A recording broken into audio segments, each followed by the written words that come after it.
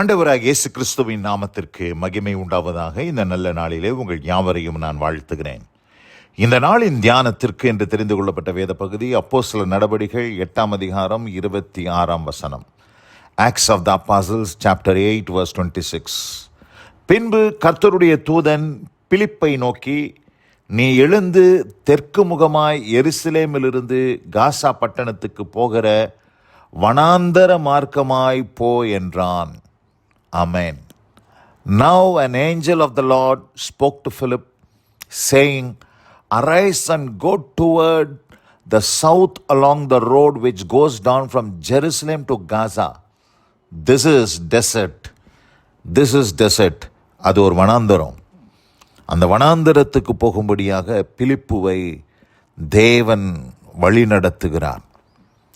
பிரியமானவர்களே, இந்த வார்த்தைகளை கேட்டுக்கொண்டிருக்கிற அன்பான சகோதரி சகோதரியே, இந்த பிலிப்பின் வாழ்க்கையில் திடீரென்று ஆண்டவர் வனாந்தரத்துக்கு போ, டெசர்ட்டுக்கு போ அப்படின்னு சொல்லி ஆண்டவர் வழி நடத்துகிறார். ஒருவேளை இந்த செய்தியை கேட்டுக்கொண்ட அன்பான சகோதரி சகோதரியே, உங்கள் வாழ்க்கையில் கூட திடீரென்று ஆண்டவர் சில நேரத்தில் வனாந்தரத்தை போல இருக்கக்கூடிய சில இடங்களுக்கு ஆண்டவர் உங்களை திசை திருப்பி இருக்கலாம். உங்கள் வாழ்க்கையில் உங்களுக்கு ரொம்ப பிடித்தமான காரியங்களெல்லாம் நடந்து கொண்டு இருக்கும்போது திடீரென்று ஆண்டவர் அதையெல்லாம் தடை செஞ்சுட்டு உங்களுக்கு பிடிக்காத சில காரியங்கள் உங்கள் வாழ்க்கையில் வந்து கொண்டு இருக்கலாம். நீங்கள் ஏன், எதுக்கு, நான் ஆண்டவருக்குள்ளே தானே இருக்கிறேன், நான் ஜெபிக்கிறேனே, நான் ஆண்டவரோடு தானே நடக்கிறேன், என் வாழ்க்கையில் இது இப்படிப்பட்ட மாற்றங்களெல்லாம் வருதுன்னு சொல்லி நீங்கள் யோசிக்குவீங்க. ஆனால் எல்லாமே நல்லதுக்கு தான். அதை நம்ம புரிந்து கொள்ளணும். இந்த இடத்துல இந்த வசனத்தை நம்ம வாசித்த போது, பின்பு கர்த்தருடைய தூதன் பிலிப்பை நோக்கி அப்படின்னு போட்டிருக்கு. அந்த பின்புனா அதுக்கு என்ன அர்த்தம்? அதுக்கு முன்பு ஏதோ நடந்திருக்குது. அந்த முன்பு என்ன நடந்துச்சு அப்படின்றத அப்போஸ்தலர் இதே அதிகாரத்தில் 5ஆம் வசனத்திலிருந்து நான் வாசிக்கிறேன். அப்பொழுது பிலிப்பு என்பவன் சமாரியாவில் உள்ள ஒரு பட்டணத்திற்கு போய் அங்குள்ளவர்களுக்கு கிறிஸ்துவை குறித்து பிரசங்கித்தான். பிலிப்பு செய்த அதிசயங்களை ஜனங்கள் கேள்விப்பட்டு கண்டு அவனால் சொல்லப்பட்டவைகளை ஒருமனப்பட்டு கவனித்தார்கள். அநேகரிலிருந்து அசுத்த ஆவிகள் மிகுந்த சத்தத்தோടെ கூப்பிட்டு அவர்களை விட்டு புறப்பட்டது. அநேக திமிர்வாதக்காரரும் சப்பானிகளும் குணமாக்கப்பட்டார்கள். அந்த பட்டணத்திலே மிகுந்த சந்தோஷம் உண்டாயிற்று. ஆமேன். என்ன போட்டிருக்கு? அந்த பட்டணத்தில் மிகுந்த சந்தோஷம். and there was great joy in that city. great joy. அந்த அவ்வளவு சந்தோஷம் இது வரைக்கும் அந்த பட்டணத்தில் யாரும் அனுபவித்ததே இல்லை. அநேகர் விடுதலையாக்கப்பட்டாங்க, அநேகர் ரட்சிக்கப்பட்டாங்க, அநேகருக்குள்ளே இருந்து பிசாசுகள் புறப்பட்டு சென்றது, அநேக சப்பானிகள், அநேக திமிர்வாதக்காரர்கள் எல்லாம் குணமானாங்க. அவ்வளோ சந்தோஷம். அந்த பட்டணம் முழுவதும் சந்தோஷமாக இருந்தது. பிலிப்பு என்கிற ஒரு மனிதனால் அந்த இடத்துல ஒரு பலத்த தேவனுடைய கிரியையை அந்த இடத்துல ஆண்டவர் நடப்பித்து கொண்டிருந்தார். இப்படி ஆண்டவர் நடப்பித்து கொண்டிருந்த நேரத்தில் தான் ஆண்டவர் பிலிப்புவை பார்த்து, பின்பு கர்த்தருடைய தூதன் பிலிப்பை நோக்கி எங்கே போக சொல்கிறாரு? வனாந்தரத்துக்கு போ, கோ டு த டெசர்ட் அப்படின்னு சொல்கிறார். சில நேரங்களில் ஆண்டவர் அப்படி தான். இது பாருங்கள், ஒரு பட்டணம், ஒரு சிட்டி. இன்றைக்கி எல்லாருக்குமே சிட்டியில் இருக்கிறது தான், சிட்டி லைஃப் தான் எல்லாருக்குமே ரொம்ப பிடிக்குது. இன்றைக்கி கிராமத்தில் இருக்கிறவங்க எல்லாருமே எங்கே வராங்கன்னா சிட்டிக்கு வராங்க. ஏன்னா சிட்டியில் எப்படியாச்சும் பழச்சிக்கலாம், சிட்டியில் நல்ல வசதி வாய்ப்புகள் உண்டு, சௌகரியங்கள் உண்டுன்னு சொல்லி இன்றைக்கி கிராமத்தில் இருக்கிறவங்க கூட சிட்டியை நோக்கி தான் அவங்க எல்லாம் மைக்ரேட் ஆகி வரதை பார்க்குறோம். அதே மாதிரி ஊழியங்கள் கூட அப்படி தான்.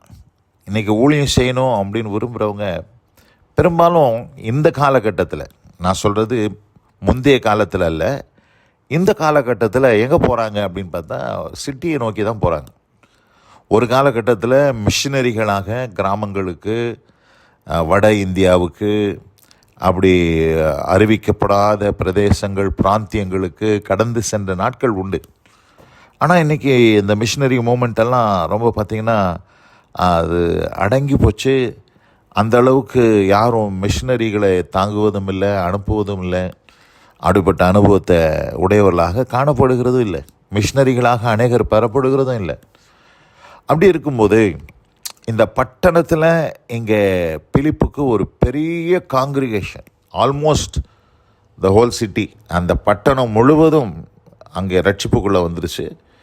அந்த பட்டணத்தில் பார்த்திங்கன்னா ஒரு ரெடிமேடு காங்கிரிகேஷன் ஆர்டர் கொடுத்துட்டார். அந்த இடத்துல பிலிப்பு செய்த காரியங்கள் மீதும் அநேக ஜனங்கள் ரட்சிக்கப்பட்டு அந்த பட்டணம் மிகுந்த சந்தோஷத்துக்குள்ளே வந்துருச்சு. இப்போ பிலிப்பு என்ன சொன்னாலும் கேட்பாங்க. லேண்டு கொடுங்கன்னா லேண்டு கொடுத்துருவாங்க, கட்டி கொடுங்க, சர்ச் கட்டி கொடுங்கன்னா சர்ச் கட்டி கொடுத்துருவாங்க. ஆனால் அதெல்லாம் பிலிப்பு செய்யலை. பிலிப்பு ஒரு எவாஞ்சலிஸ்ட். அவர் அந்த எவாஞ்சலிசம் மாத்திரம் செஞ்சுட்டு அவர் தேவனுடைய சித்தத்துக்கு காத்திருந்தார். அந்த இடத்துல பாருங்கள், அப்படி இருக்கும்போது தான் ஆண்டவர் இந்த பட்டணத்தை விட்டுட்டு நீ எங்கே போன்னு சொல்கிறாரு, வனாந்தரத்துக்கு போன்னு சொல்கிறார். அது சில நேரங்களில் இந்த காலகட்டத்தில் ஒருவேளை ஊழியக்காரர்கள் எல்லாரையும் நான் சொல்ல மாட்டேன், ஒரு சிலர் யோசிப்பாங்க, நமக்கு ஒரு நல்ல ஆப்பர்ச்சுனிட்டி, நம்ம பட்டணத்தில் சிட்டியில் ஒரு நல்ல ஒரு சர்ச் எஸ்டாப்ளிஷ் பண்ணி இங்கேயே செட்டில் ஆகி நம்ம ஃபேமிலியெல்லாம் நம்ம செட்டப் பண்ணிக்கலாமே, இந்த இடத்துலே இருந்துடலாமே அப்படின்லாம் சொல்லி யோசித்திருக்கலாம். ஆனால் பிலிப்பு அப்படிலாம் யோசிக்கலை. தேவனுடைய நடத்துதலுக்கு பிலிப்பு காத்திருந்தான். அந்த இடத்துல பிலிப்பை பார்த்து ஆண்டவர் சொல்கிறாரு, நீ எழுந்து தெற்கு முகமாய் எருசலேமிலிருந்து காசா பட்டணத்துக்கு போகிற வனாந்தர மார்க்கமாய் போ என்றார். டெசர்ட்டுக்கு போன்னு சொல்லிட்டார். அப்போ உடனே அந்தபடியே அவன் எழுந்து போனான். அப்பொழுது பார்த்திங்களா, அதுதான் ரொம்ப முக்கியம். அந்த அப்பொழுதுன்றது வார்த்தை பாருங்கள், அது ரொம்ப முக்கியமானது.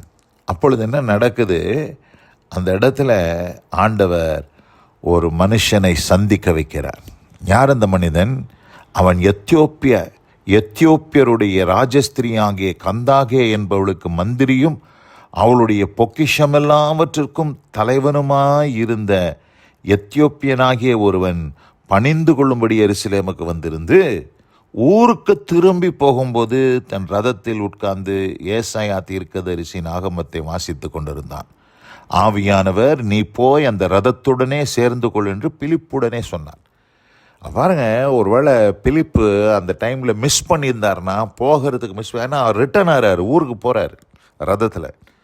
அந்த டைமில், ரைட் டைமில் ஆவியானவர் பிலிப்புவை வழிநடத்தி அங்கே ரதத்துடனே சேர்ந்து கொள்ள சொன்னார். அந்த ரதத்துடனே பிலிப்பு சேர்ந்து அங்கே நடந்தது என்ன, ஏசாயா தீர்க்க தரிசன ஆகமத்தை, அந்த வசனங்களை அவன் வாசித்து கொண்டிருந்த பொழுது அதை விளக்கி கிறிஸ்து இயேசுவை தேவகுமாரன் என்று பிரசங்கித்து அந்த இடத்துல அந்த மந்திரி மனம் திரும்பி ஞான ஸ்நானம் பெற்றதை நாம் அறிந்திருக்கிறோம். பிரியமானவர்களே, இந்த அருமையான இந்த நல்ல நாளில் கூட இந்த வசனத்தை கேட்ட அன்பான சகோதரியே, உங்கள் வாழ்க்கையிலும் சில வனாந்தரங்களுக்குள் ஆண்டவர் உங்களை வழி நடத்துகிறார். But there is a purpose. அதில் ஒரு நோக்கம் இருக்குது. ஆண்டவர் ஒரு நோக்கத்தோடு தான் பிலிப்புவை வனாந்தரத்துக்கு கொண்டு போனார். ஒழிய நோக்கம் இல்லாமல் சும்மா வனாந்தரத்தில் கொண்டு போய் நீ அப்படியே காஞ்சி கடைன்னு சொல்கிறதுக்கு ஆண்டவர் கொண்டு போகலை. அந்த இடத்துல கொண்டு போனார். அங்கே ஒரு பெரிய ஊழியத்தை ஆண்டவர் வச்சுருந்தார். அந்த இடத்துல பார்க்கும்போது அந்த மந்திரி மனம் திரும்பி ஞானஸ்நானம் பெற்று தன்னுடைய ஊருக்கு செல்கிறான். பிரியமானவர்களே, இந்த அருமையானது நல்ல நாளில் கூட தேவனுடைய வழிகள் அப்படிப்பட்டவைகள் தான். நம் அநேக நேரங்களிலே கர்த்தருடைய கரத்துக்குள்ளே அடங்கி இருக்கும் போது, நாம் தேவனோடு நடக்கும் போது ஆண்டவர் சில நேரங்களிலே நம்மை அப்படி தான் நடத்துகிறாரு. நீங்கள் கவலைப்படாதீங்க, அதில் ஒரு நோக்கம் இருக்குது, அதில் ஒரு பர்பஸ் இருக்குது. நிச்சயமாக அதை சீக்கிரத்தில் நீங்கள் புரிஞ்சு கொள்வீங்க. சோர்ந்து போகாமல் கர்த்தர் உங்களை நடத்துகிற வழியிலே நீங்கள் கர்த்தரை துதித்து கொண்டு செல்லுங்கள். கர்த்தர் பெரிய காரியங்களை உங்கள் வாழ்க்கையில் செய்வதற்கு போதுமானவராக இருக்கிறார். இந்த நாளில் கூட வசனம் கேட்ட பிள்ளைகள் ஒவ்வொருவரையும் கர்த்தர் தாமே ஆசீர்வதித்து காப்பாராக. God bless you all. அமேன், அமேன்.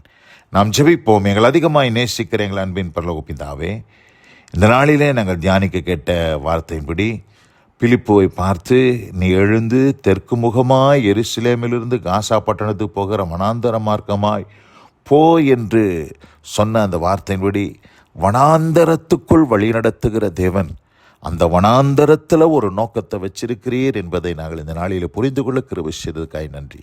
ஆசீர்வதியும், வழி நடத்தும். இயேசு கிறிஸ்துவின் நல்ல நாமத்தில் பிதாவே, ஆமேன், ஆமேன்.